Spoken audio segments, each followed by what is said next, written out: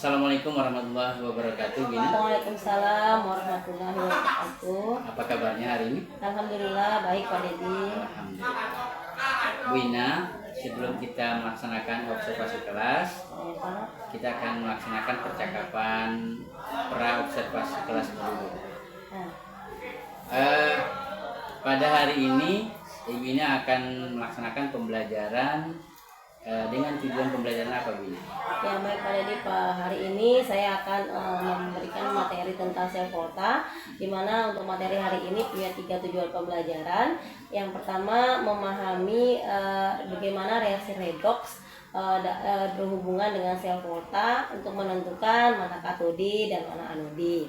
Sedangkan yang kedua yaitu menghitung potensial sel berdasarkan potensial standar yang sudah ada di buku. Kemudian yang ketiga, memahami bagaimanakah aliran elektron yang terjadi pada sel volta.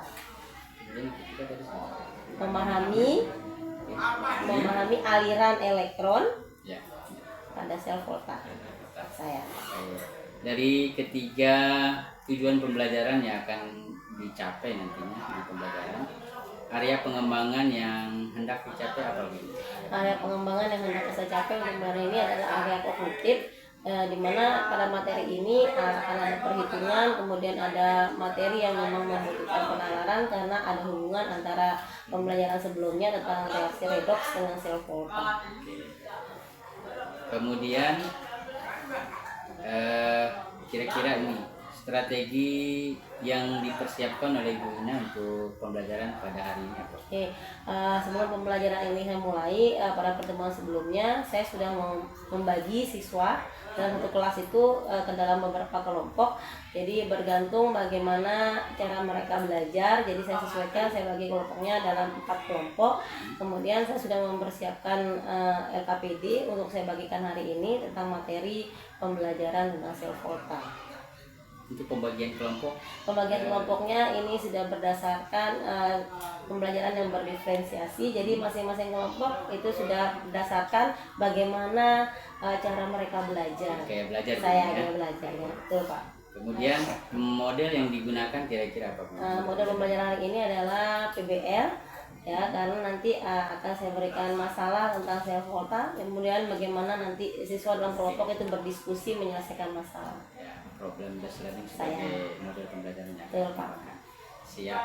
Oke, mungkin itu saja Bu Ina untuk praobservasi kelas pada hari ini.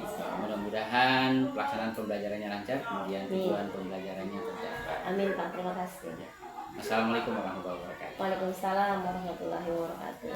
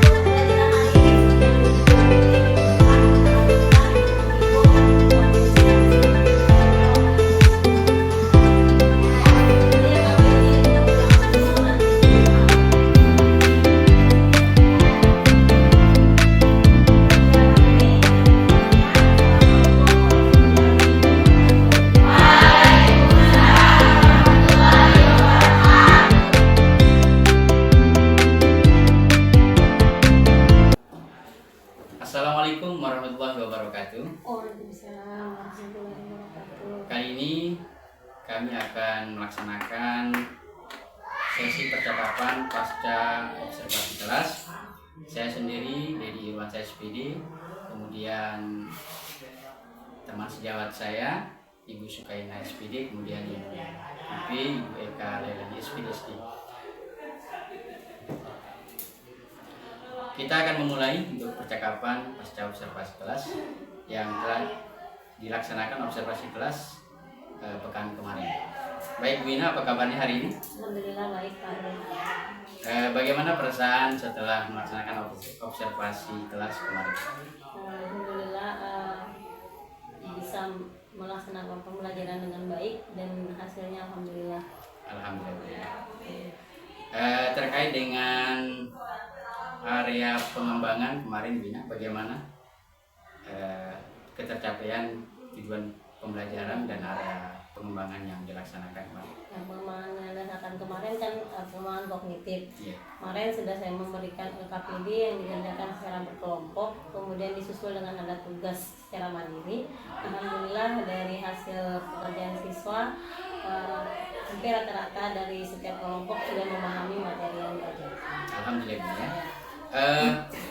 Kemudian kalau dari segi keberhasilan, kira-kira bagaimana pembelajaran kemarin? Dari segi keberhasilan berdasarkan RUP yang dibuat, alhamdulillah sudah berjalan seperti yang diinginkan. Cuman memang kemarin ada terkendala sedikit dengan waktu. Saya Selain dengan waktu, kira-kira apa lagi kendala yang dihadapi? Materi yang diajarkan kemarin kan tentang self quota Pak Dedi, di mana materi ini di kelas 12 yang ada hitungan dan ada pemahaman tentang dasar yang ada materi sebelumnya. Jadi memang kendala yang dialami siswa, ada beberapa siswa dalam kelompok ketika saya berjalan ketika di kelompok ada yang memang lupa dengan materi sebelumnya. Jadi ketika dijelaskan kembali mereka lebih paham sih. Kemudian bagaimana kira-kira untuk pembelajaran ke depan? Yang sekarang rencanakan pembelajaran ke depan, karena kemarin kan hanya menggunakan LKPD dengan buku.